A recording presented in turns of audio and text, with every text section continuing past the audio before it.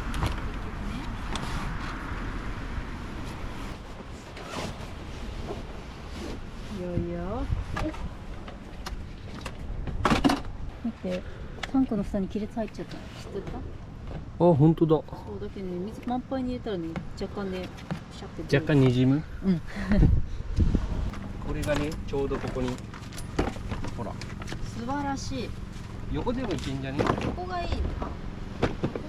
大正市場に行こうと思います歩いて歩いてはいところてんところてんおすすめがところてん高知屋とかっていうところをじゃあ行ってまいります。行ってきます隣の視聴者さんが教えてくれたのが大正町市場面白そうっていうところでね、ちょっと昼飯はそこで食う、歩いたら15分ぐらいで行けるから、高知県徒歩旅。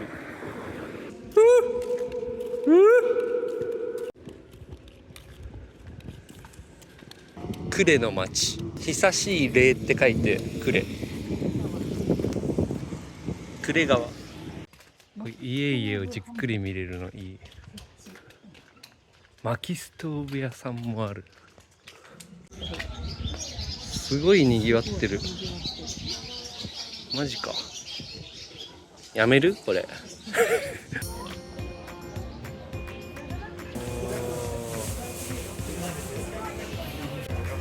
海鮮系が多い。こんにちは。サラダ巻きで、これ仕出し屋さんのがね、美味しいですよ。ハランボってこういうやつなんだよ。心臓が父子心臓。なんか手作り感も、手作りの天品です。あ、だってこれカステラあ、本当だ。あ、これ一つってどんぐらいですか？これがね、この1本が1人前ああ、じゃあ1個で意外と大きい。あれ、ドーナツも出てきた。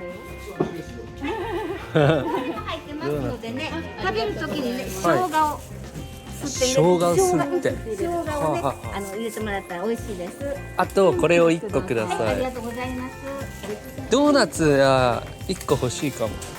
はい、ありがとうございます。お砂糖つけていい？あ、いらないです。そのままでいいです。はい。もう本当出来たてですので、ね、美味しいと思います。はい食べてもらった方がいいかな。はい。これわら焼き前昨日もらったやつこれ。これうまかったよねこれね。しかもこれ日持ちしそう。これとこれとこれ1本ずつください。かしこまりました。フランボと焼き串の味付けはこの中から選べますか？どうされますか？じゃあ全部塩で。一緒でかしこまりました。バと鯛飯をください。鯛飯にとってですね。昼飯ゲットして。アランボ。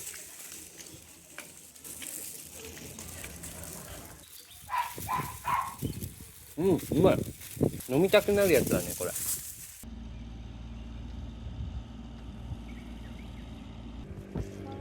ゃんと壁。こ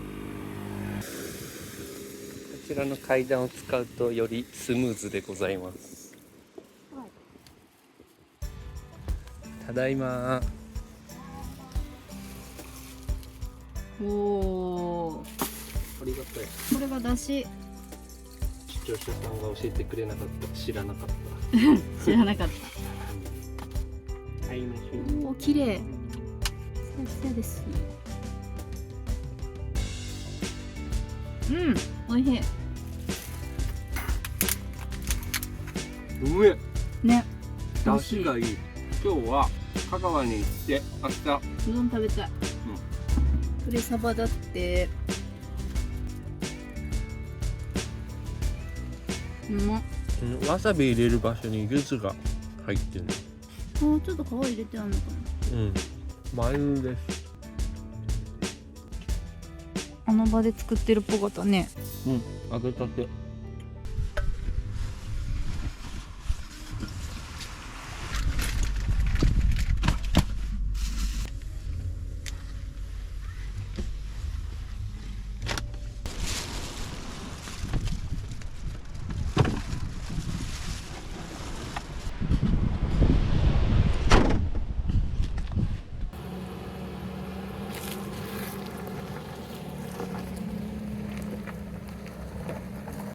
40センチぐらいのタイが釣れたって。素晴らしい。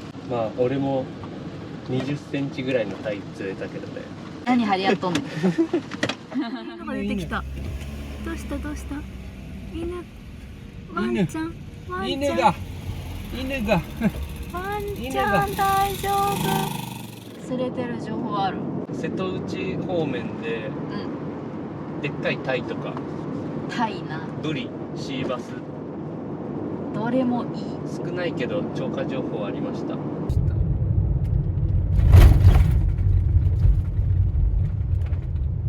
3620円。そうか、これ普通車料金だから。そっか。キャンピングカー。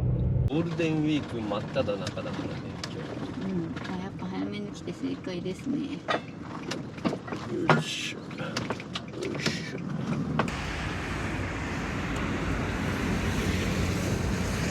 ジャパニーズ庭園だね。ちょっとどうしよう。ゆっくりする？じゃあまたね。4時をめどに。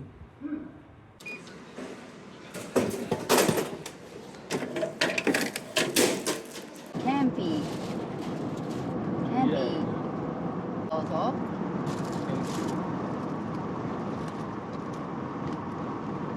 川崎重工だって。工場地帯だね。工場だ。すげえ。ケミカル。可能性はあるよね。ある。前回来た時と変わっている可能性はある。竹浦漁港。竹浦。前向こうの方に止めたんだよね、車ね。あ、なんかカメムシ。堤防に行くにはここがいいかな。何、砂浴びしてんの？かわいい。すごい。初めて見た。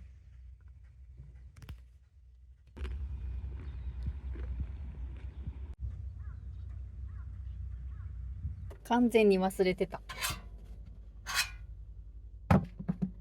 お。できてそう。豆腐の水抜きはね、成功しとった。カッチガチや。カッチカチではない。めっちゃでかいニンニク。ケンピー？卵を入れて。生地もさばかないとね、あ、お願いします。コップグラスでね。今日はフレッシュな状態でいこう。乾杯。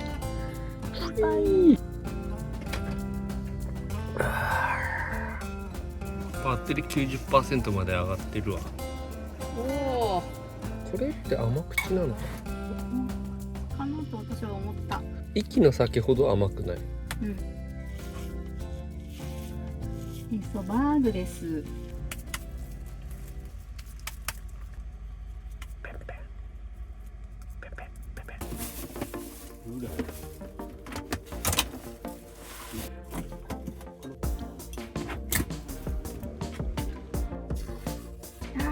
これやばい。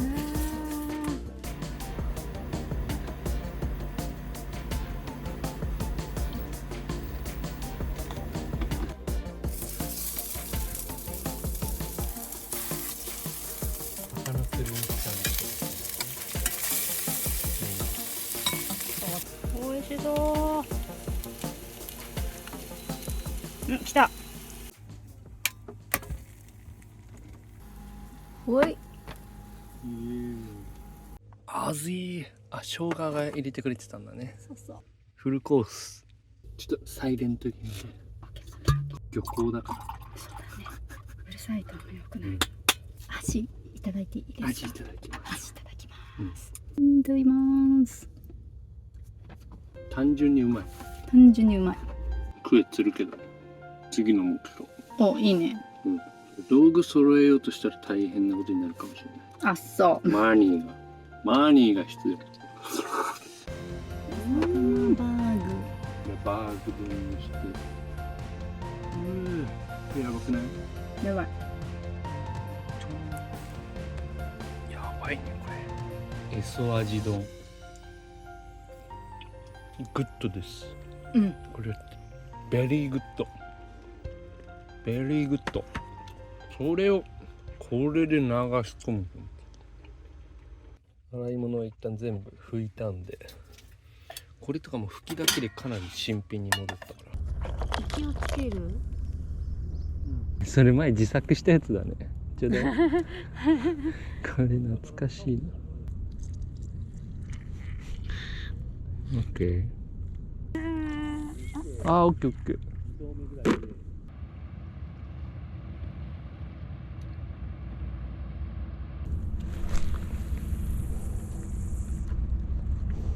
魚かと思ったら海藻だからね。そうだね。いやー、綺麗。綺麗ですね。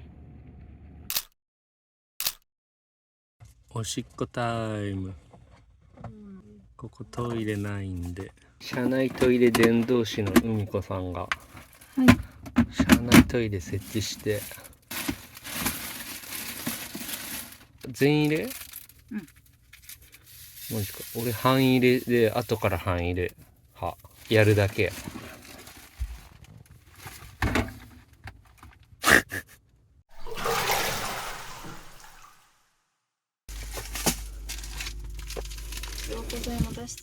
トイレ伝道師の海子的にはこれどう？あ、他のシリーズと比べて？そう。総合的にこれ結構ベストかもしれない。だけど。総合的にこれがベスト。うん。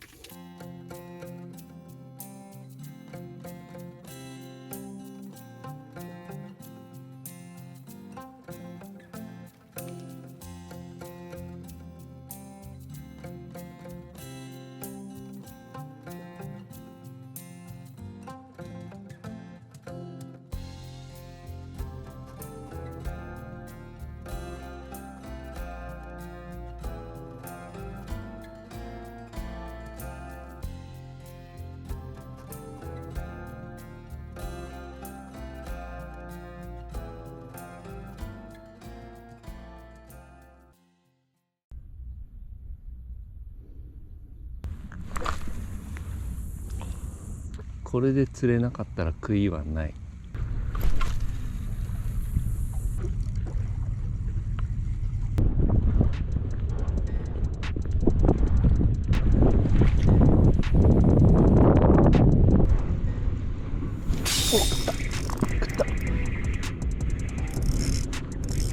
シーバスかな。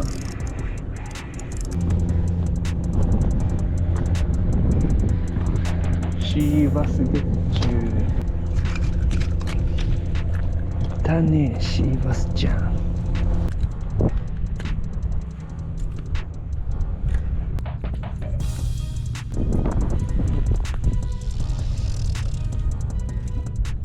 小さめのシーバスだから1食で食い切れる可能性もある。あ、ないか、2食分ぐらいかな。ルアー乾燥システム。これでそのまま走れると。そうそう。走行可能。それはでかい。走行可能な乾燥システム。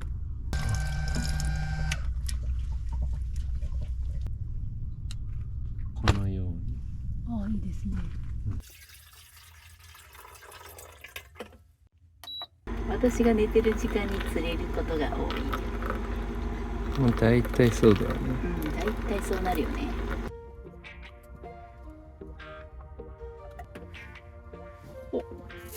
カサゴ、エソ、うん、アジ、タイ、シーバス、5目達成。おめでとう。なぜか今冷蔵庫の中からマスク出てきたんだけど。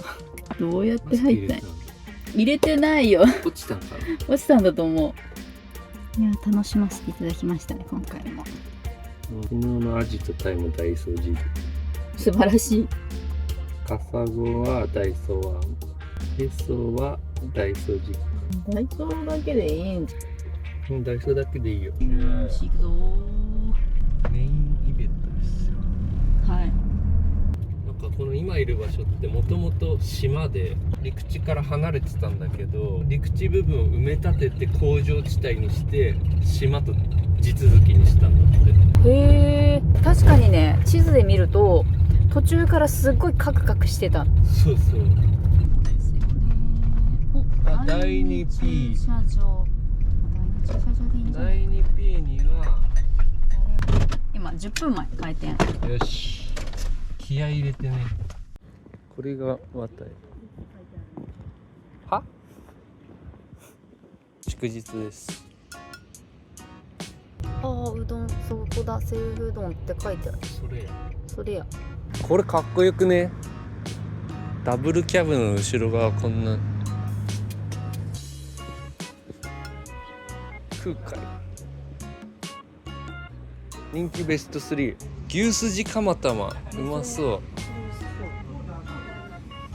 牛すじ釜玉ください。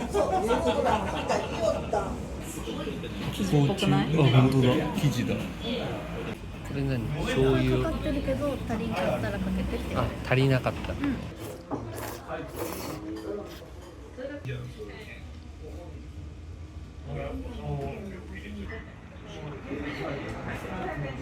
山芋が。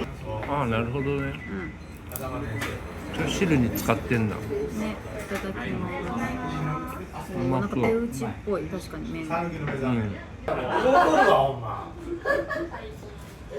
全然違うよ。ごちそうさまです。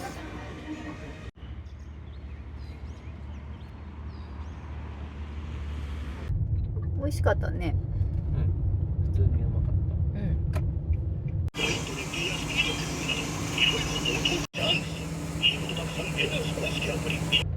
今日は無理せず途中で仮眠をとって明日の朝帰りたいね。足柄目標？足柄目標で一歩。足柄の温泉目標。なんか今見たらさ、すごい良さそうだったんだよね。なんかびっくりだわ。あれどこだっけ？土佐の温泉で会った視聴者さんのハイエース。パシューンってこう来て、あれって思って。ピッピッってなんか聞こえたんだよね、ちょっと。なにわのハイエース。なにわのハイエース。また会いましたね。これはナルトが見れるところじゃない？下ら辺に飛んだ。あれとか観光の船かも。ナルトを見せてくれる。あ、渦潮、渦潮。渦潮を見ながら帰りましょう。あ、兵庫県だ。あ、兵庫県入った。兵庫県に入りました。海峡大橋ね。これが。でかいね。ひたすら千葉の釣り超過情報見まくってた。だから知らなかったのか。帰ってきた感だね。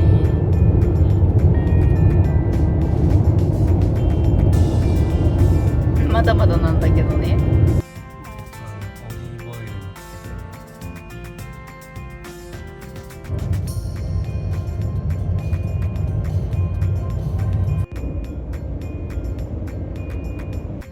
いいところじゃんこれ。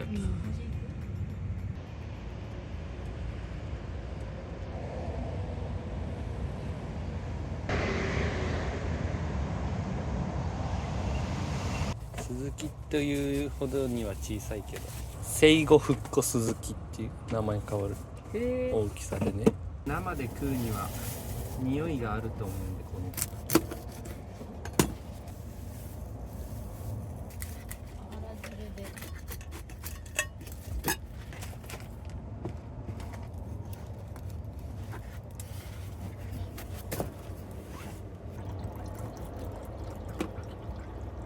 清美さん。ストレートジュースです。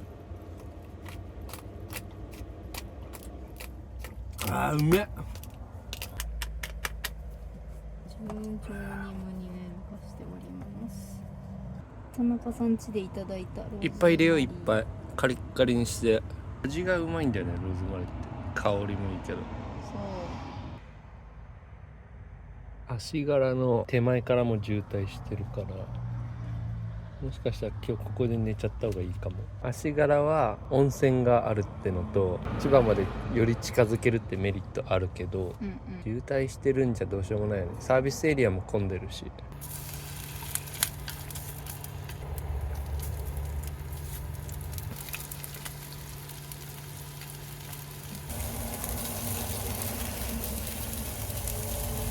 できた。よし、いただきます。生臭さはなくなって。よかったよかった。うまい。いただきます。ローズマリーってやっぱうめえよ。いや、美味しい。主役張れる。魚とも合うね。じゃあ先に行ってくるね、シャワー。のーし。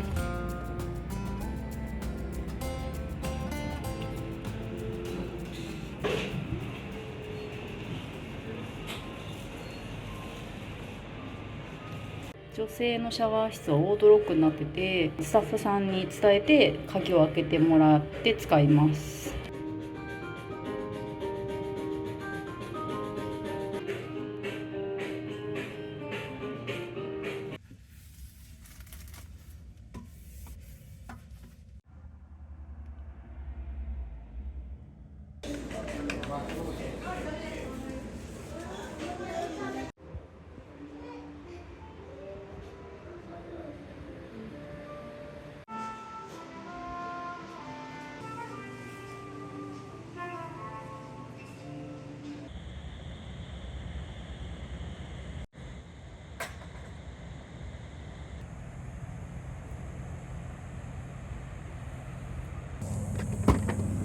ハロー。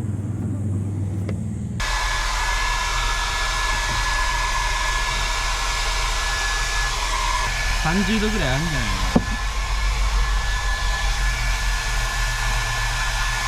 いの？27度。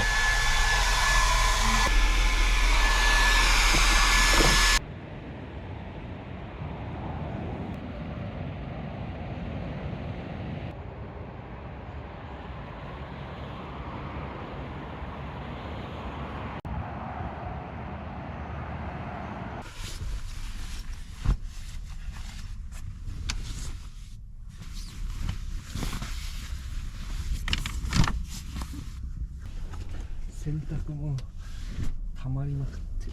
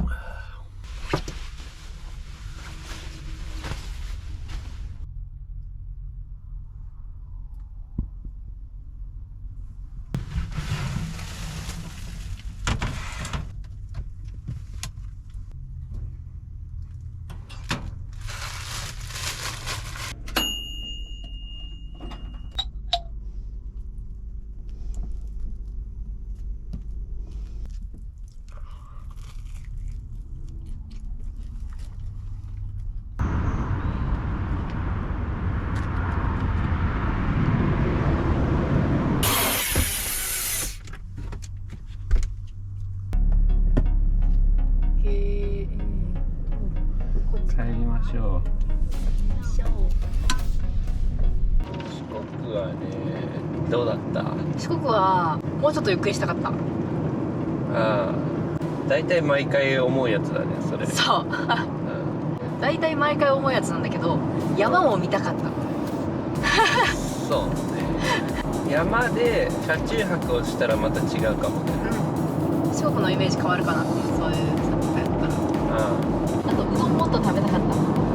一杯食べれたけど、食べ比べとかしたかった。俺はもうちょっと魚釣りたかったな。あとイカ釣りたかった。あ、イカ釣りたかったね。アジの泳がせで狙ってみたいな。ああ、私はじっくりサップちょっと粘って釣りたい。もうちょっと時間があればキャンプとかしたかったし、一応なんかキャンプ場っぽいところで車中泊はしたけど、あんまキャンプっぽいことはしてないし。そうだね。ちょっと弾丸だったね。そうだね。もうちょっとゆっくりしたかったやっぱり。ゆとりがあるとキャンプしたりとかサーフィンしたりとかもできるしね。そうそう。腹なめしてるね。あ、シャーやった。GoPro にシャーやった。何こいつ。やばくない？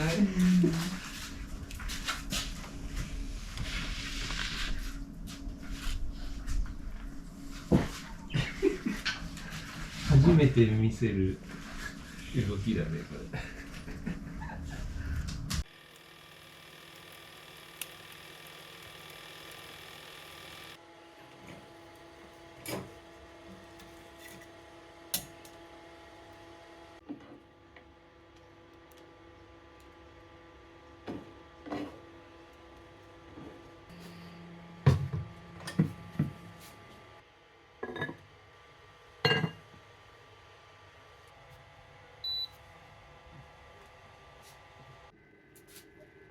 できたかできたか。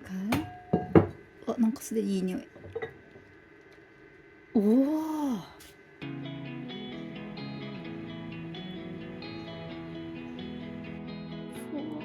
いただきます。鯛めしとヒラマサ煮込み。そう。ヒラマサのニンニク味噌煮込み。ああ、いいね。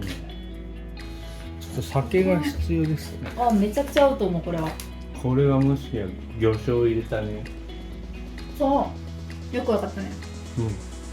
必要。うまい。さっきちょっと、つまみ食いしたんだけど超美味しかった。マジでやばい。うまいねこれ。